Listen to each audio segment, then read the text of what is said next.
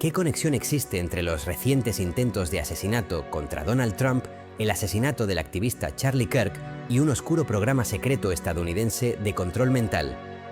La respuesta no es un simple sí o no. Para entenderla, debemos de construir una de las grandes narrativas conspirativas de nuestro tiempo. No como una investigación de hechos ocultos, sino como un análisis de cómo los horrores documentados del pasado se utilizan para construir un mito que busca explicar los traumas del presente, porque las acciones inmorales de la CIA en el proyecto MK Ultra crearon un vacío de información permanente y un legado de profunda desconfianza. Y este vacío no es un espacio pasivo, es un campo activo donde nuestras ansiedades sobre el poder, el control oculto y la violencia política convergen. La verdadera historia aquí no es si existe un ejército de asesinos programados, sino cómo la desconfianza, sembrada hace décadas, proporciona el lenguaje y el marco para interpretar las tragedias de hoy.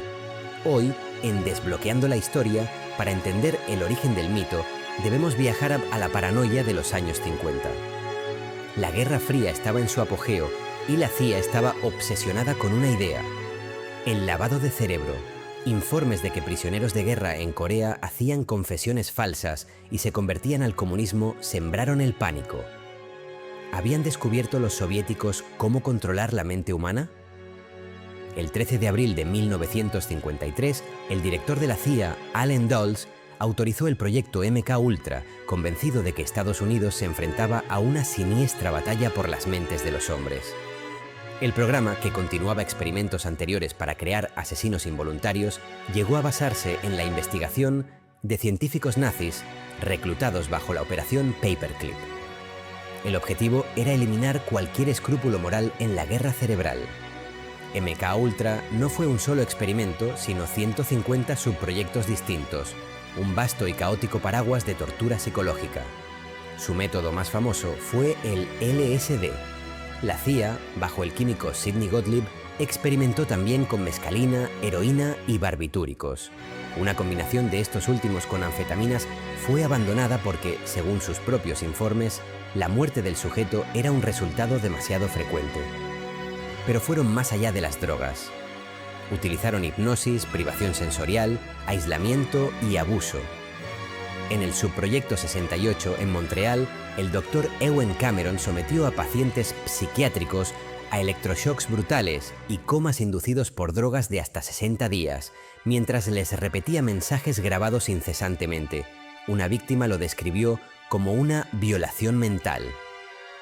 Las víctimas no eran espías, eran empleados de la CIA, militares, médicos, prostitutas, pacientes con enfermedades mentales y ciudadanos comunes, muchos de los cuales nunca supieron que eran conejillos de Indias.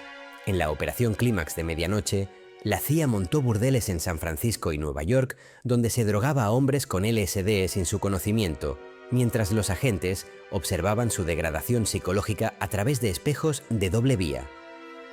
Todo esto operando desde más de 80 instituciones, incluyendo universidades como Harvard y Stanford.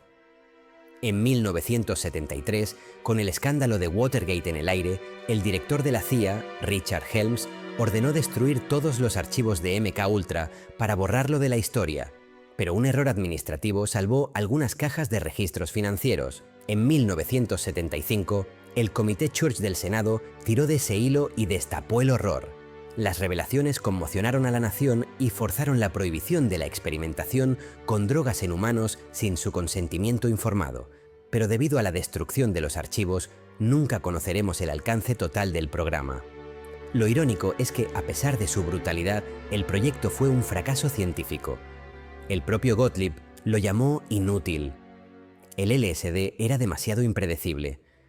El peligro de MK Ultra no fue que la CIA lograra crear un ejército de asesinos, sino que creyó que era posible y estuvo dispuesta a cometer cualquier atrocidad en su búsqueda. La historia de MK Ultra se cuenta a través de los fantasmas que dejó atrás. 3 casos se han convertido en los arquetipos de esta mitología, una narrativa de escalada que refleja las ambiciones del programa: la víctima, el agente y el asesino. El mártir, Frank Olson, un bioquímico del ejército que colaboraba con la CIA. En 1953, Sidney Gottlieb lo drogó con LSD sin su conocimiento. 9 días después, Olson cayó desde un 13º piso en Nueva York. Durante 20 años se consideró un suicidio.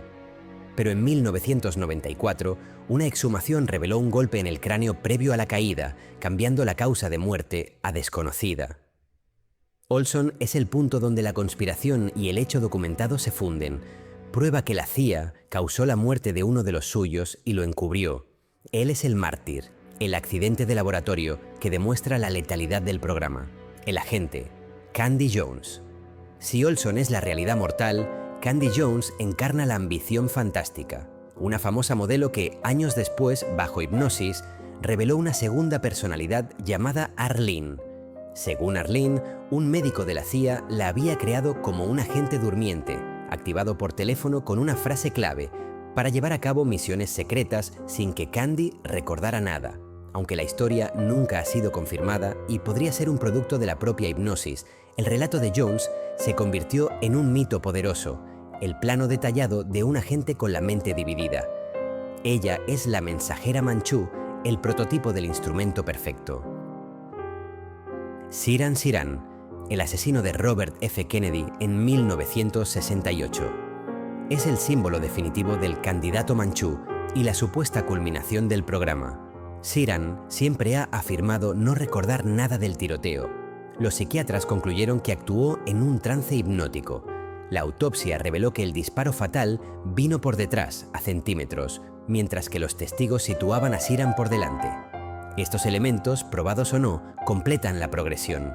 Víctima, herramienta, arma. Una narrativa aterradora y lógicamente convincente que hace que la gran conspiración parezca real. La sombra de MK Ultra es tan larga que se proyecta sobre nuestro tiempo. La narrativa se actualiza asimilando nuevas tragedias. Y aquí es donde volvemos a la pregunta inicial.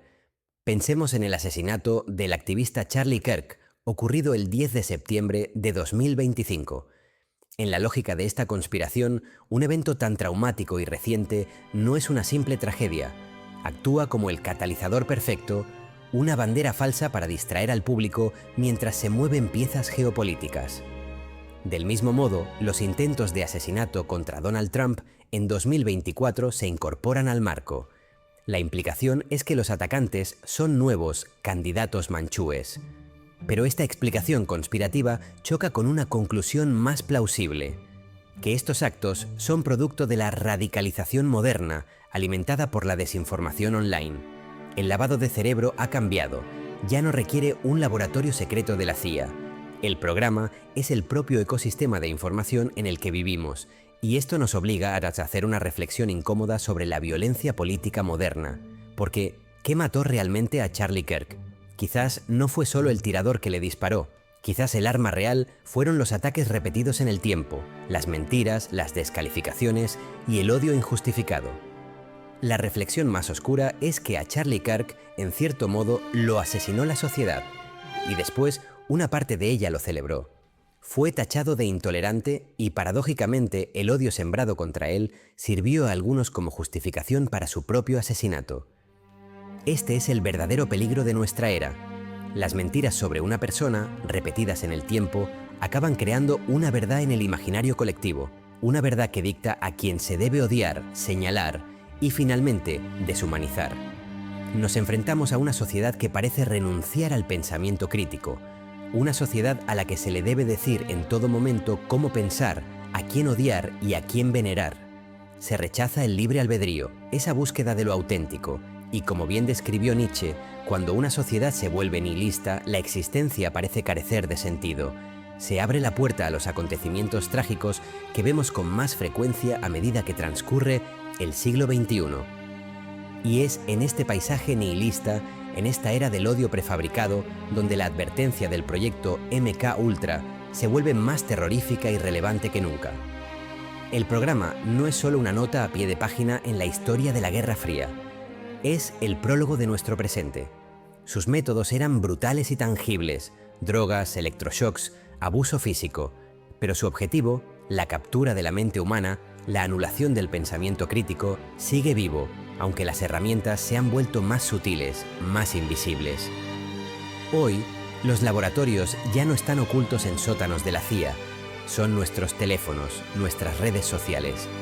Los programadores ya no son agentes secretos, sino los algoritmos y las narrativas de odio que consumimos voluntariamente cada día. Quizás el verdadero éxito de MK Ultra no fue lo que consiguieron, sino lo que nos enseñaron que era posible. La lección final del programa no es solo que un gobierno puede intentar controlar la mente, sino que la propia mente humana, bajo la presión adecuada, es vulnerable a la manipulación. Así que la próxima vez que sientan la presión de odiar a alguien que no conocen o de aceptar una verdad sin cuestionarla, recuerden la historia del MK Ultra, porque el objetivo siempre ha sido el mismo. Y la mente humana no es un territorio a conquistar, es la esencia de nuestra libertad. Y hoy, más que nunca, nos corresponde a cada uno de nosotros defenderla. Si te ha gustado este viaje a una parte oscura de la historia, considera suscribirte a Desbloqueando la Historia y activar las notificaciones para no perderte nuestro próximo episodio. Encontrarás todas las fuentes y la bibliografía para profundizar en la descripción de este vídeo.